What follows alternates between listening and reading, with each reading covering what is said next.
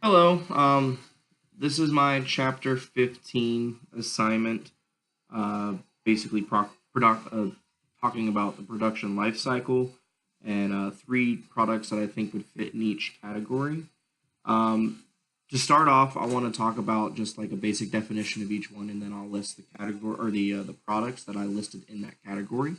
I'll start off at introduction, which introduction basically is just they have a pre-introduction of publicity, small amount of advertising, basically just putting the product on market and letting people know this is a thing. This is a thing that we've come up with. Here it is. Um, the three items that I picked for this would be green performance cars, solar homes or solar technology in homes, getting away from like a power company or whatever, and smartwatches. The reason I chose green performance cars is because I feel like there's a growing interest in, especially younger culture, something that's still fun and sporty and something that's going to be enjoyable to drive, but still gets 35 miles to the gallon, still is a very economical and efficient car. Even to go as far as like companies like Tesla and stuff like that. Tesla, as well as Karma, you probably don't know Karma. It was a company a couple years back that kind of flopped because of some other reasons, but they've recently resurrected it under new ownership. But they're both obviously fully electric vehicles, but they're not fully electric like the Nissan Leaf, where it's completely bare bones and that's just it. It's just a commuter car. Tesla as well as Karma are supposed to be like sport luxury cars that also have a very, very powerful punch and are super high performance. So combination of yes, you're going to be getting the green and blah blah blah, as well as you're getting the performance, as well as even cars like Honda or Toyota or any of these companies that you'd see like a college kid buy, like somebody like me. I've got a 2018 Honda Civic Si, which gets 35 miles to the gallon, has a manual transmission and sport tuned suspension, so it's a lot of fun to drive.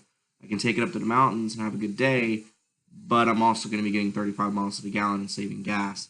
So I kind of see that as a being a growing trend, but I still feel like it's kind of in the introduction level because it's not popular yet. Like it's kind of a thing that's starting to catch on, but it's not.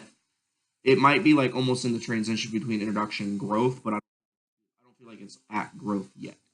Um, my next choice was solar homes. Solar homes. The reason I feel like this is obviously an introduction piece is because there's been a lot of incentive for green movement, but there really hasn't been a lot of green movement in the home. Like obviously you have LED lights and other things that are making the home more efficient at doing its already like the jobs that it already has to do. Like even like AC systems are becoming more efficient, stuff like that.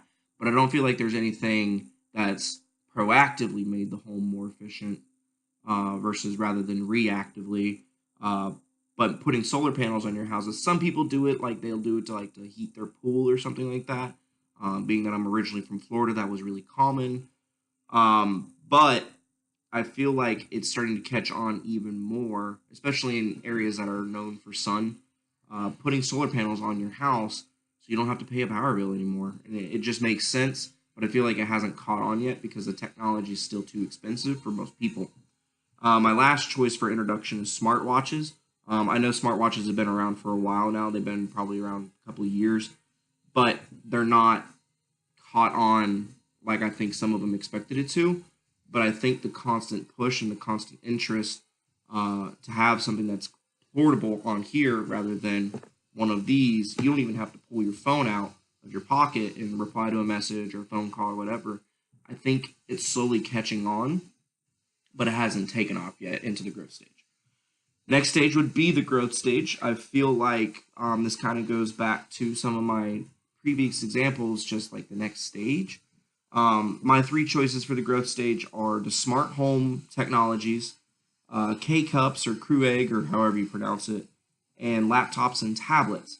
The reason I feel like these three products are still in this stage is because again, smart home technology, LED light bulbs, better technology for the kitchen, better technology for the bedrooms and the bathrooms, whatever. Just making like taking something that already exists in your house, and just making it better and more efficient, where you can control it with a smartphone, like your thermostat or whatever. I feel like that's in the growth stage because a lot of people have jumped on board, but they're not old yet. Like it's not old technology yet. It's still very cutting edge, and there's always new products coming out. The crew eggs and the K cups, I feel like they're in the growth stage because they're constantly getting more and more popular. Everybody drinks coffee in the morning. If you don't drink coffee in the morning, you're psychotic. I can't function without it. But I feel like the K cups are catching on and are still in the growth stage because more and more people are switching over from a standard coffee maker that takes about 10 minutes to a K cup that takes a minute, and you have a cup of coffee or two or whatever, and it's just easier. And then I feel like laptops and tablets are still in their growth stage because technology is constantly getting better and making the portable devices a lot more powerful. There's some things that you still can only do on a desktop, like if you have like severe amounts of Photoshop or you're doing like SolidWorks for CAD or whatever, then yeah, you're gonna need a desktop. But technology is getting to a point now where you can almost do those systems on a laptop and take it with you for not a real expensive amount of money. Like my laptop I bought is one of the most powerful laptops you can get at a cheap price, and it was under $1,000. Which, if you would have tried to buy a laptop half this powerful 5 years ago, it would have been $2,000. So it's like things are getting better and getting cheaper. So I feel like that's still a big growing stage. Going to the maturity stage, the three items that I chose were hybrid cars, like standard hybrid cars, like your Prius or your Honda Insight, stuff like that. Uh, DVDs slash Blu-ray, not so much Blu-ray, but definitely DVDs and desktop computers. Again, kind of going back to the examples from the previous group, just the opposite side of it.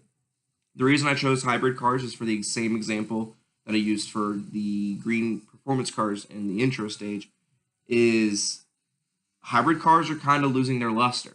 If you look at like what the Prius had to do, or what Toyota had to do with the Prius, they had to make it sporty. They had to make it entertaining and fun to drive again because the appeal of just, oh, I have a green car that's a hybrid is kind of worn off, and people are kind of bored with it now.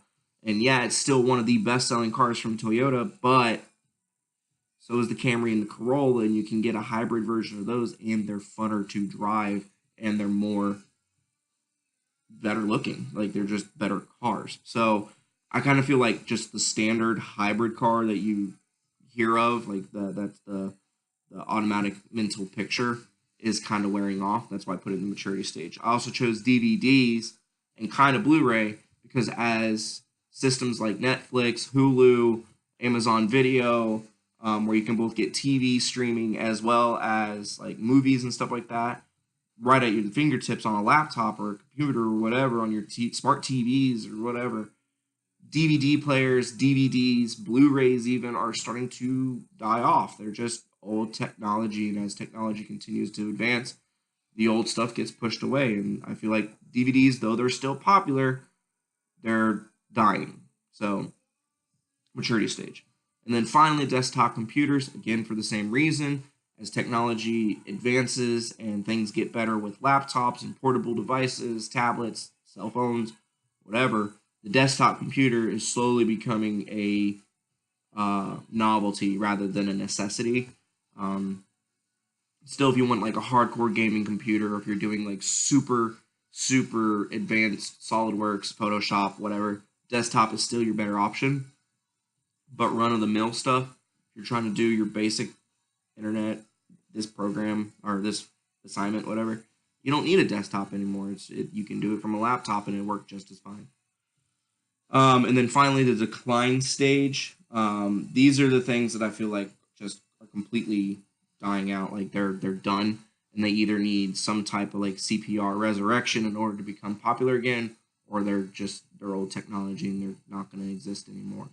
One of those is portable music players. With the exception of Apple, Apple still kind of has a hold on that where you can get an iPod Touch, I think, still for like $200. Like they're super cheap, and they're great for like kids or something like that don't need a cell phone. But even that's kind of a thing now.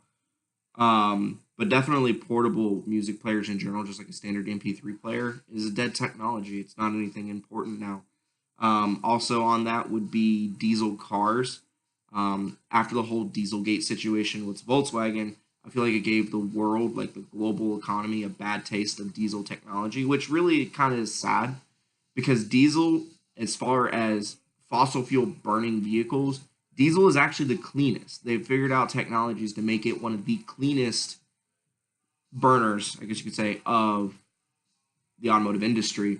Um, Especially like big trucks and stuff like that. Like obviously they use a lot of fuel to pull a lot of that weight around, but there is less emissions coming out of a Freightliner 18 wheeler than there is out of a standard gasoline burning Toyota Highlander or whatever, like a small SUV. Um, but because of Dieselgate and because of what Volkswagen did, as well as just how diesels always looked, with like your redneck fanboys and stuff like that, that purposely remove all of the emissions technology to make the big black smoke plumes and stuff like that, is it makes it seem dirty, and to public opinion it is dirty. So I get it. And the last one that I chose, ironically enough, and it was one of the examples that we were talked about in the thing, is education. The reason I feel this is because there's ways to learn now, and as companies are starting to realize, as well as universities are starting to realize, that less and less people are going to a 4-year university, and the push for standardized education is kind of fallen by the wayside. I feel like education's on a decline and it needs some form of resurrection in order to fix it. I believe that education is extremely important. Right now, public opinion has kind of pushed it away, for like specific tech jobs and stuff like that. Like you need to learn this skill and this skill only. Um, and it just reminds me of like back in like the 16, 15, 1400s, in like Europe and stuff like that. When you went to a blacksmith, you went to a tailor, you went to this person, that person didn't know anything about anything except that one thing. And it was like everybody was skilled in their one job. There wasn't like a jack of all trades or something like that.